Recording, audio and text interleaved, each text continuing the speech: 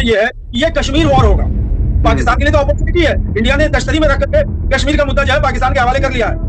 ये लूटो, बनाओ, ले लो कश्मीर। तो क्या आप पाकिस्तान को लूटने देंगे कश्मीर? हमारे नरेंद्र मोदी साहब वाटर बंद करके क्या पाकिस्तान को लूटने देंगे कश्मीर? ये तो बिल्कुल सीधा सीधा कोई एक मतलब कहने का मतलब जाहिल भी आदमी जो है वो अगर मिलिट्री का थोड़ा भी सेंस रखता है तो यही कह रहा है कि नरेंद्र मोदी ने तो तश्तरी पर रख करके कश्मीर पाकिस्तान के हवाले करना ही इतना कमजोर हो गया भारत। क्या कह देता हूँ, इंडिया के पास जो एमिनेशन हार्डवेयर है उसके लिए आपको याद होगा जो गलवान हुआ था तो राजनाथ सिंह और जयशंकर रशिया पहुंच गए थे वहां से कारतूस और हार्डवेयर लाने के लिए। यहाँ चाइनीज आके बैठ गए थे, 20 लोगों को मार दिया था। उसकी कहानी जो है वो नरवानी ने कह दिया था कि वो टैंक लेके पहुंच गए और हम कारतूस लेने जो है वो पहुंचे थे मॉस्को। कि मिलिटेड एयर पावर से क्या इंडिया लड़ सकती है कोई वॉर? चाहे वो चाइना से ये जो है ये तो वॉर होगी तो टू फ्रंट वॉर होगा। सबको मालूम है जैसे सिंदूर में हुआ था। मिसाइल हमारे पास तैयार है इनको उड़ाने के लिए। वो तो शेख रशीद का फेमस कोटेशन है कि क्या हमने न्यूक्लियर हथियार जो है मंदिर में घंटा बजाने के लिए रखा है क्या? ये बहुत बड़ा कोटेशन है। क्या वॉर अफोर्ड कर सकती है पाकिस्तान को इस अभी के माहौल में? ये जिसके लिए पाकिस्तान तैयार है कि वो जंग के लिए बिल्कुल तैयार है। इंडिया बिल्कुल तैयार नहीं है वो जंग के लिए। मोदी ने खुद कहा था आओ लड़ो कश्मीर लूटो और ले जाओ। मोदी ने खुद कश्मीर प्लेट में सजा कर दे दिया और अब फील्ड मार्शल आसिफ मुनीर पानी और कश्मीर दोनों मोदी के हलक से निकाल लेंगे। भारतीय तज्जियाकार का बयान। पाकिस्तान से बहुत गर्म खबर है। गर्म खबर यह है कि इंडस वाटर ट्रीटी के मामले पर बिलावल भुट्टो ने इस हद तक कह दिया कि इस पर जंग भी हो सकती है। जंग के बादल फिर एक तरह से मंडराते नजर आ रहे हैं। ऐसे वक्त में जब एक बीच में खबर आई थी, पिछले हफ्ते हमने उसको कवर किया था कि कुछ ट्रैक 2 डिप्लोमेसी भी भारत और पाकिस्तान के बीच में चल रही है, लेकिन इस खबर से एक तरह से बेचैन। और एस्कोबार पेपे ब्राजीलियन जर्नलिस्ट ने एक बहुत अहम बात की है। पाकिस्तान और ईरान के बीच में जो ताउन बढ़ा है उसकी कुछ खास खबर है, उस पर भी हम बात करेंगे। सबसे पहली खबर, भारत और पाकिस्तान के दरमियान आपने पिछली बार ट्रैक 2 की बात की थी, इस बार जंग की सी आवाजें आ रही हैं, क्या कुछ है? जी काजमी साहब बहुत बहुत शुक्रिया। चेन्नई से खैर मुकदम कह रहा हूँ क्योंकि मुझे इमरजेंसी 2 की बात की थी, इस बार जंग की सी आवाजें आ रही हैं, क्या कुछ है? जी काजमी साहब बहुत बहुत शुक्रिया। और मैं अपने सामीन को चेन्नई से खैर मुकदम कह रहा हूँ क्योंकि मुझे इमरजेंसी में फिर से चेन्नई आना पड़ा और अगली फुर्सत में मैं फिर अपने गांव बिहार में हूँगा। तो अब इसके बाद हम लोग अपनी चर्चा का आगाज करते हैं। ये जंग के बादल जो मंडरा रहे हैं ये इंडस वाटर ट्रीटी के ऊपर मंडरा रहे हैं।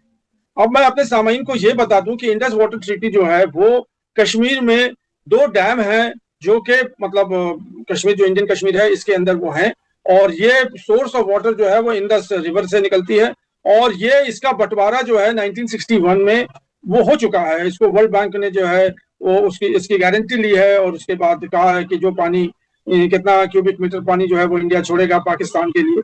और पाकिस्तान का पूरा पंजाब जो है वो इसी वाटर पे मतलब आश्रित है जो कि मतलब अपनी खेती पे और इस पे। तो इंडिया के लिए जो प्रॉब्लम क्या है कि इस वाटर के ऊपर वो डैम जो इंडस डैम है यहाँ पे वो श्री कृष्णा वाटर डैम है और एक जो है वो वल्लूर डैम है और एक और डैम है उसका नाम है राफ्टर डैम। ये सब डैम जो हैं इसमें बहुत कम ऊपर से ही कम बहुत पानी आते हैं।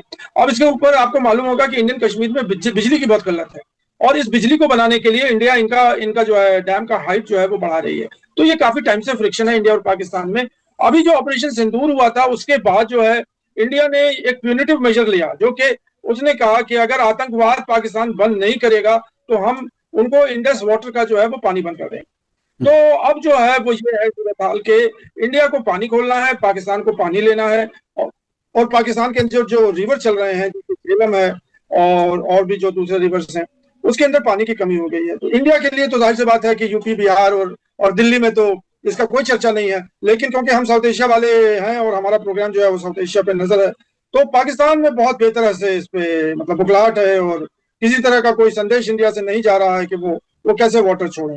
तो अब जो है पाकिस्तान की खबर हम लोग ले लेते हैं। तो अभी इस्लामाबाद में एक बहुत मतलब धमाके खेज या धुआंधार जो है सेमिनार हुआ था जिसमें कि उनके जो फॉरेन मिनिस्टर हैं और डिप्टी प्राइम मिनिस्टर हैं इसहाक डार, उन्होंने बहुत धमकी दी है इंडिया को।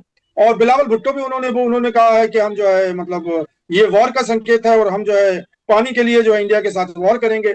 जो तीसरे एक मिनिस्टर थे उन्होंने तो न्यूक्लियर धमकी दे दी है कि अगर इंडिया वाटर नहीं खोलेगा तो फिर हमको लाख जो है वो न्यूक्लियर हथियार इस्तेमाल करना पड़ेगा। अभी उसके सेमिनार के बाद फिर जो है बिलावल भुट्टो ने स्टेटमेंट दिया है कि Pakistan will go to war. अब इसके बाद आगे जो इसकी जो बिल्डअप है कि ये पूरा इंडस वाटर का जो मैटर चल रहा है ये अब आसिम मुनीर ने शहबाज शरीफ से अपने हाथ में ले लिया और उन्होंने कहा कि इसका मिलिट्री सोल्यूशन है और अब ये पार्लियामेंट और हाथ उठाने का और वीटो करने का ये सब मामला चला गया है। अब जो हमारे न्यूक्लियर जनरल हैं, 5 स्टार फील्ड मार्शल, वो उसका अपने हाथ में ले रहे हैं। तो मेरा ये कहना है, अब हम लोग तीसरे पड़ाव पर आ जाते हैं कि क्या इंडिया वॉर अफोर्ड कर सकती है पाकिस्तान को इस अभी के माहौल में? ये तो मतलब हमारे प्रधानमंत्री को ही बात करनी होगी, क्योंकि उनसे आगे कोई और तो है नहीं जो डिसाइड करेगा। अब ऑपरेशन सिंदूर तो चल रहा है, प्राइम मिनिस्टर ने कह दिया कि ऑपरेशन सिंदूर चल रहा, किसी वक्त भी हम ऑपरेशन सिंदूर को लॉन्च कर सकते हैं। पाकिस्तान जो है वो वॉर रेडी है। वो वॉर रेडी इसलिए है कि अफगानिस्तान से वो वक्तन फवक्तन लड़ता रहता है और इधर पाकिस्तान इंडिया के साथ ऑपरेशन सिंदूर किए हुए है। दूसरी बात है कि चाइनीज जो, देखिए अब वॉर जो है वो ओल्ड फैशन वॉर नहीं है। ईरान ने सिखा दिया दुनिया को कि कैसे 21वीं सेंचुरी वॉर लड़ी जाती है, जिसमें कि अब 5 डोमेन और ऐड हो गए हैं, जल सेना, वायु सेना और थल सेना। ये जो है वर्ल्ड वॉर के मतलब डिनोमिनेशन थे कि जो कि वॉर लड़ते थे। अब इसमें 5 कड़ी और जुट गए हैं, जिसमें साइबर वॉरफेयर है, इलेक्ट्रॉनिक वॉरफेयर है, स्पेस वॉरफेयर है, सैटेलाइट वॉरफेयर है, ड्रोन और मिसाइल वॉरफेयर है।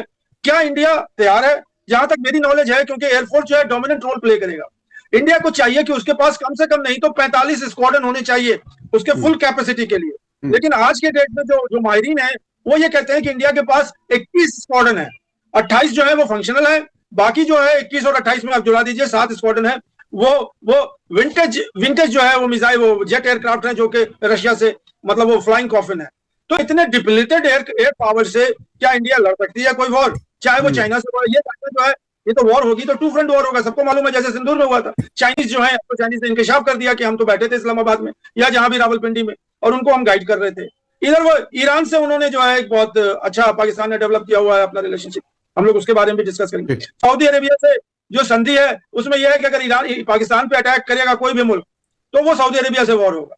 और अमेरिका तो जानते ही है, तो हमने पहले भी डिस्कस कर लिया था, चाइना भी है, अब ये ईरान भी है, अमेरिका भी है। और तो क्या ये इंडिया के बारे में और भी मैं कह देता हूं कि इंडिया के पास जो एमिनेशन हार्डवेयर है उसके लिए आपको याद होगा जब गलवान हुआ था तो राजनाथ सिंह और जयशंकर रशिया पहुंच गए थे वहां से कारतूस और हार्डवेयर लाने के लिए।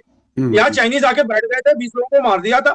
उसकी कहानी जो है वो नरवानी ने कह दिया था कि वो टैंक लेके पहुंच गए और हम कारतूस लेने जो है वो पहुंचे थे मॉस्को कि वहां से कारतूस आएगा तो लड़ाई लड़ेंगे।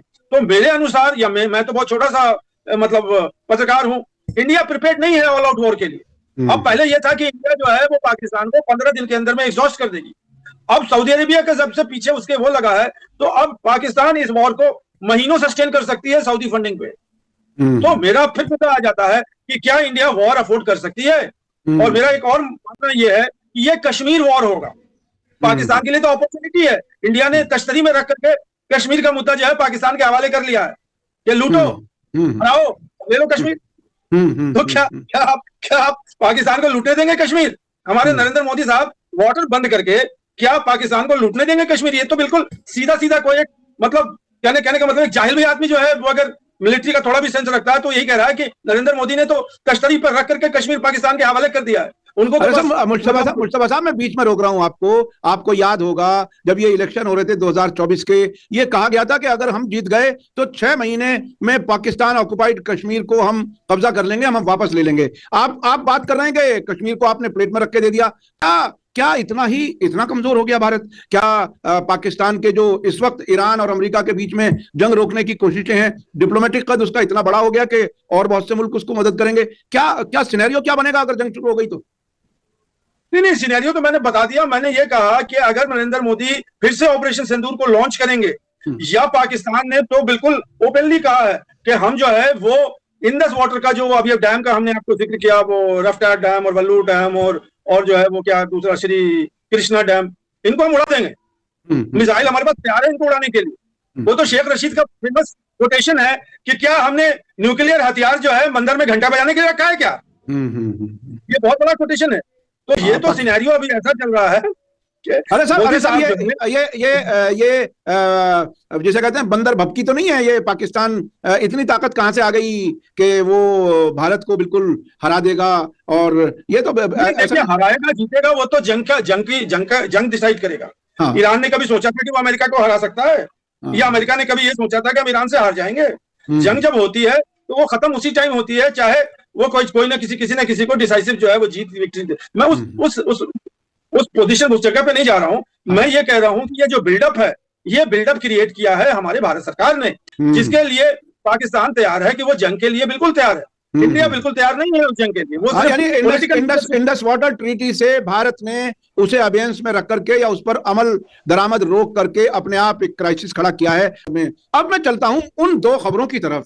वो बराह रास्त तो यानी बराह रास्त हमारे इमीडिएट पड़ोसी पाकिस्तान से मुताल्लिक हैं, लेकिन और थोड़ा सा उसका दायरा बढ़ जाता है ईरान तक। एक तो वो खबर जिसमें प्रोफेसर मरांडी ने कहा कि पाकिस्तान के न्यूक्लियर एक्सपर्ट ने अभी हाल ही में ईरान का दौरा किया है, वो क्या कुछ है। उसके बाद एस्कोबार वाली खबर पर भी हम आएंगे, वो भी बहुत ही इंपॉर्टेंट है जो ब्राजीलियन जर्नलिस्ट ने कही है। मैं समझता हूं कि इसको समझना भारत के लोगों के लिए बहुत जरूरी है। ये जो एमर्ज हो रहा है पाकिस्तान इस डिप्लोमेसी के साथ साथ और भी कई चीजें अंदर अंदर हो रही हैं। क्या कुछ प्रोफेसर मरांडी ने क्या कह दिया? जी, प्रोफेसर मरांडी का इंट्रोडक्शन तो आप बेहतर देंगे हमसे। वो ईरानियन है और वो इंग्लिश स्पीकिंग ईरानियन है और अमेरिकन एक्सेंट में वो अंग्रेजी बोलते हैं, ताकि ग्राउंड लेवल पे अमेरिकन को जो कि घर में और अलग जगह पे कैफे में यहाँ वहाँ जो टीवी देखते हैं, तो वो ईरानियन जो है वो मरांडी साहब वो अमेरिकन अंदाज में अंग्रेजी बोलते हैं ताकि अमेरिकन को समझ में आ जाए कि वो क्या बोल रहे हैं। तो वो एक इंपॉर्टेंट लिंक है वेस्टर्न वर्ल्ड से या इंग्लिश स्पीकिंग वर्ल्ड से और ईरान से। उनका कहना यह है कि 25 डजन अमेरिका पाकिस्तान में न्यूक्लियर साइंटिस्ट जो हैं वो आए थे अभी कुछ दिन पहले, और वो तफरी करने के लिए नहीं आए थे, तेहरान घूमने के लिए नहीं आए थे, इस्फहान गए थे। इस्फहान भी बहुत आप जानते हैं कि बहुत ही कदीम शहर है और इस्फहान की तो कहानी मतलब मशहूर है कि इस्फहान किस तरह का शहर है। और अब ईरान का जो न्यूक्लियर पूरा मतलब जो फैसिलिटी है वो इस्फहान के आसपास ही है, तो वहां ये लोग गए थे। और अभी जो ये लोग, ये बिल्कुल मरांडी साहब ने कह दिया था कि ये जो है तफरी के लिए नहीं आए थे, खाना खाने नहीं आए थे कोई, मतलब ये लोग इंस्पेक्ट करने के लिए आए थे कि आखिरकार जो थोरियम है ईरान के पास वो 60% से ऊपर क्यों नहीं इनरिच हुआ था। और उनका यूरेनियम हाँ। उसकी जो मशीन है वो ईरान के पास वो रुक गई है, और जब तक वो मशीन जो है वो टरबाइन होती है, घूमती है, उसके अंदर अगर आप उस यूरेनियम को डालेंगे तो वो 60% होगा। तो इन सबको ठीक करने के लिए वो गए थे और ईरान के पूरे न्यूक्लियर मतलब फैसिलिटीज का जायजा लेने के लिए। ये उन्होंने नहीं कहा कि ईरान जो है बॉम्ब बना रहा है, ये भी नहीं कहा कि वो स्टॉक फाइट कर रहा है। अब ईरान जो है वो पाकिस्तान से इतने करीब इसलिए आया है कि पाकिस्तान के पास तो न्यूक्लियर साइंटिस्ट का जखीरा है, तो वो जो है वो भेजा है उन्होंने। इसका क्या हाल चाल है। अब इसके साथ मैं आपको एक चीज और बता दूं कि 1974 से लेकर 1999 तक इंडिया ने 1974 में इंदिरा गांधी ने पोखरान 1 का धमाका किया था और कहा था कि हमारा धमाका जो है वो पीसफुल पर्पसेस के लिए। 1999 तक जो है इंडिया डिनाई करती रही कि हमारे पास न्यूक्लियर बॉम्ब है, लेकिन जब 99 में फिर पोखरान 2 हुआ जिसमें एपीजे अब्दुल कलाम भी शामिल थे और वाजपेयी जी भी शामिल थे, अडवाणी साहब भी शामिल थे, उसके बाद इंडिया ने डिक्लेयर किया कि we are a nuclear state. और उसके 10 मिनट के बाद जो है कठुआ में पाकिस्तान ने जो है वो धमाका किया जिसका नाम उन्होंने रखा टिट फॉर टैट। तो उन्होंने भी डिक्लेयर किया कि we are a nuclear state. तो मैं इसलिए कह रहा हूं कि ये सब चीज जो है, जैसे मैं आपको पहली पुरानी कहावत है कि everything is fair in love and war, तो अमेरिका ईरान जो है वो किसी वक्त भी जो है वो धमाका करके कहेगा कि I am a nuclear state, जिसको जो करना कर ली। बिल्कुल। तो ये जो पाकिस्तान के जो न्यूक्लियर साइंटिस्ट हैं, और ये सब चीजें कोई ओपनली अनाउंस नहीं होती है, जब वो ब्लास्ट हो जाता है, जब वो डिक्लेयर हो जाता है, तब वो कहते हैं कि we are a nuclear state. ये बड़ा इंटरेस्टिंग मैं थोड़ा सा इसमें ऐड कर दूं। प्रोफेसर मोहम्मद मरांडी इस वक्त तेहरान यूनिवर्सिटी के प्रोफेसर हैं और वो सरकार के भी काफी नजदीक हैं। 2015 जो डील हुई थी अमेरिका के साथ उसकी निगोशिएटिंग उसमें टीम में भी थे, और अभी जो इस्लामाबाद में बातचीत हुई थी उस टीम में भी ये आए थे। ये वेस्टर्न मीडिया, खासतौर पर अल-मयादीन टेलीविजन चैनल जो लेबनान का है उसके जरिए बहुत सी चीजें इंग्लिश स्पीकिंग लोगों तक पहुंचाते हैं। तो ये बहुत बड़ी तब्दीली है। खुद ईरान ने अब तक कहा हुआ है कि हम न्यूक्लियर बम नहीं बनाना चाहते, इस्लाम इसकी इजाजत नहीं देता। लेकिन मैंने एक बार ईरानी एक सीनियर जर्नलिस्ट से पूछा, वो कज़वीन के रहने वाले हैं, उर्दू जबान में बात कर लेते हैं, हमारे दर्शकों ने जरूर देखा था, याद होगा। उन्होंने, जब मैंने कहा कि ये जलजला आया था क्या था, तो उन्होंने कहा कि नहीं, कुछ जलजले ऐसे होते हैं जैसे बच्चा गोद में हो और माँ उसको हिलाए तो उस तरह से उसे अच्छा लगता है। तो यानी उन्होंने इशारा दिया था कि शायद हो सकता है टेस्ट कर लिया हो। अच्छा, अब चलते हैं अगली खबर की तरफ। ये एस्कोबार पेपे ब्राजील के जर्नलिस्ट हैं, उन्होंने क्या कुछ बता दिया पाकिस्तान और ईरान के ताल्लुक से, वो भी काफी अहम है। मैं समझता हूं प्रोफेसर मरांडी के बयान के साथ साथ ये समझना भी बहुत जरूरी है। जी, एस्कोबार पेपे जो हैं ये ब्राजीलियन जर्नलिस्ट हैं, इनको आप बेहतर जानते हैं हमने तो उनका वीडियो देखा है। उसमें उन्होंने वीडियो में इंकशाफ किया है अंग्रेजी जबान में कि लारेजानी जो ईरान के लीडर हुआ करते थे, उनकी शहादत के बाद कोई भी असैसिनेशन ईरान में नहीं हुआ। वो उसकी वजह तलाश कर रहे थे कि आखिर ऐसा क्यों हुआ कि मतलब मोसाद और इजराइल ने उसके बाद किसी लीडरशिप को उसने जो अटैक नहीं किया। तो उन्होंने फाइंड आउट ये किया है, जो उनका कहना है कि चाइना ने जो है जो मोसाद का या इजराइल का जो कोड था जिससे कि वो मतलब क्रैक कर लेते थे ईरानी मतलब लीडरशिप की पोजीशन, और ये उसको उन्होंने फाइंड आउट कर लिया और चाइना ने वो टेक्नोलॉजी इस्लामाबाद के अंदर और रावलपिंडी के अंदर लगा दी है ताकि कोई भी इस्लामाबाद या पाकिस्तान का दुश्मन जो है उस रास्ते से, क्योंकि मोसाद और इंडिया का तो कनेक्शन है रॉ का, तो इंडिया जिस वक्त चाहेगी वो लीडरशिप को हटा सकती है तो उसको उन्होंने सील कर दिया। अब जो है लारेजानी के मरने के बाद जो है फिर कोई असैसिनेशन अटेम्प्ट इसलिए नहीं हुआ कि वही टेक्नोलॉजी पाकिस्तान ने चाइना को, ईरान को दे दिया है। और ईरान इससे पहले, आपको याद होगा, आप तो ज्यादा जानते हैं हमसे, कि एक बार याद हुआ था कि मोबाइल फोन फट गया था और रास्ते में कोई और चीज फ्लाइट एक्सप्लोड हो गई थी और 20-25 साइंटिस्ट जो ईरान के हैं उनको मार दिया था। फिर और बाद में जो है वो हुआ था, लास्ट जो है वो आयतुल्ला खamenei के शहादत के साथ 40-44 लोग मर गए थे। उसके बाद जब वॉर शुरू हुआ तो फिर लारेजानी मर गए थे। तो ये अब एक नई खबर आई है और इसकी जो है इंकशाफ जो है, जो अभी स्विट्जरलैंड में जो बात हो रही थी, नेगोशिएशन हो रहा था अमेरिका और ईरान का, उसमें खबर आई थी कि पाकिस्तान ने उस असैसिनेशन अटेम्प्ट को जो आसिम मुनीर और शहबाज शरीफ और इंक्लूडिंग इसाक डार इन सबको मोसाद उड़ाना चाहता था स्विट्जरलैंड में, उसकी भनक मिल गई थी। उसको जो है इन्होंने डीकोड कर लिया था और उसके बाद कतर के माध्यम से स्टर्न वार्निंग दिया था, बिल्कुल मतलब दो टूक कहा था कि इजराइल दुनिया के सफा हस्ती से खत्म हो जाएगा अगर इजराइल या मोसाद ने ईरान की तरह अगर कोई अटेम्प्ट पाकिस्तान के ऊपर किया। तो ये बातें जो हैं वो पेपे एस्कोबार जो हैं उन्होंने कहा, और कहीं किसी हद तक सदाकत उसमें समझ में आती है कि लारेजानी के बाद कोई अटेम्प्ट नहीं हुआ। लारेजानी से पहले तो ऐसा लग रहा था कि इजराइल जो है वो तो बिल्कुल मतलब जो चाहे मतलब वो कर सकता है ईरान के अंदर, उसने कैसे कैसे खुफिया एजेंट बैठाए हुए थे, किस किस को किया हुआ था। लेकिन ये चाइनीज के डीकोडिंग की वजह से, अब मैं ये भी बता दूं कि चाइना कितनी हद तक आगे पहुंचा हुआ है, किस लेवल पे वो वॉर को मतलब समेट सकता है या किस लेवल पे वॉर को देख सकता है। और अब वो टेक्नोलॉजी अब बाकायदा इस्लामाबाद और रावलपिंडी में वो लग गया है। और जाहिर सी बात है कि उसके जो दुश्मन होंगे, अब दो ही दुश्मन मुझे अभी तो समझ में आ रहे हैं, तीसरा तो अफगानिस्तान है जिसके पास तो अभी 100 साल लग जाएंगे उन तक टेक्नोलॉजी को लाने में, या तो इजराइल लाके उन्हें दे।